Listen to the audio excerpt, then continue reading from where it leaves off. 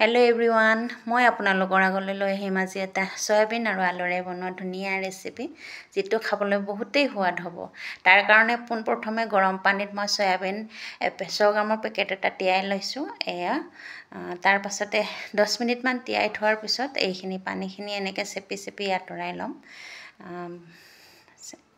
সয়াবিনখিনি এনেকৈ চেপি আঁতৰাই পানীখিনি আঁতৰাই লোৱাৰ পাছতে তাৰ পাছত মই লৈ ল'ম দুটা আলু যিটো সৰু সৰু কাট কৰি ল'ম।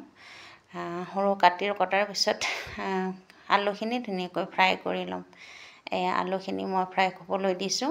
আলুখিনি ফ্ৰাই কৰি থকাৰ সময়তে মই তাত দি দিম জলকীয়াৰ গুড়ি আৰু হালধিৰ গুড়ি। তেতিয়া আলুখিনি দেখিবলৈ ধুনীয়া হ'ব, ৰংটো ধুনীয়া হৈ আহিব। তাৰপিছত আলুখিনি সিজালৈকে ভাজি ল'ম। বেছি দেৰি নালাগে যিহেতু সৰু সৰুকৈ কাটি লৈছোঁ। এয়া আলুখিনি উঠাই সেই তেলখিনিতে আকৌ সয়াবিনখিনিও মই ধুনীয়াকৈ ৰঙা হৈ যোৱালৈকে ভাজি ল'ম। এইখিনি ভাজি গেছটো অফ কৰি এয়া আকৌ এফালে লৈ লৈছোঁ এটা বলত 5 চামুচমান দৈ। এই দৈখিনি মই ঘৰতে তৈয়াৰ কৰা, বেছি টেঙা দৈ হ'ব নালাগে। টেঙা হ'লে চব্জিখিনিও টেঙা লাগিব, সেইকাৰণে ফ্ৰেছ দৈ হ'ব লাগিব।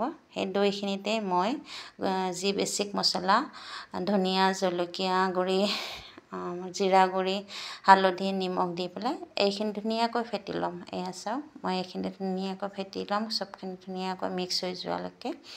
এইখিনি ফেটি হোৱাৰ পিছতে তাত মই আকৌ এড কৰি দিম ভাজি থোৱা সয়াবিনখিনি আৰু আলুখিনি তাত মিক্স কৰি দিম।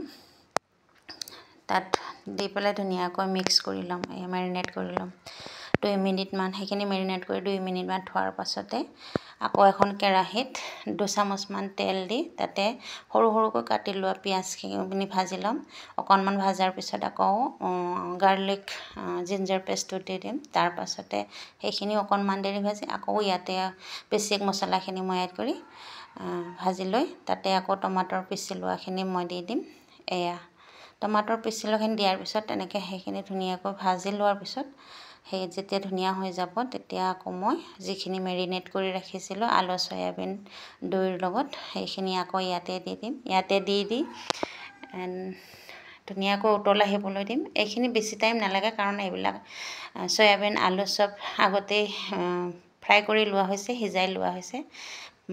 3 মিনিটমান 4 মিনিটমান সেইখিনি উতল আহিব দিয়াৰ পিছত এয়া মই ধনিয়া এড কৰি ধুনীয়াকৈ এখন চব্জি তৈয়াৰ কৰিছোঁ। খাবলৈ বহুতেই সোৱাদ হৈছে, আপোনালোকেও ট্ৰাই কৰিব। আৰু মোৰ চেনেলটো যদি আপোনালোকে চাই ভাল পায় লাইক কৰিব, কমেণ্ট কৰিব আৰু লগতে ছাবস্ক্ৰাইব কৰি থ'ব। আৰু সয়াবিন আলুৰ চব্জি এনেকৈ বনাই পেলাই এনজয় কৰিব। আজিলৈ বাই বাই।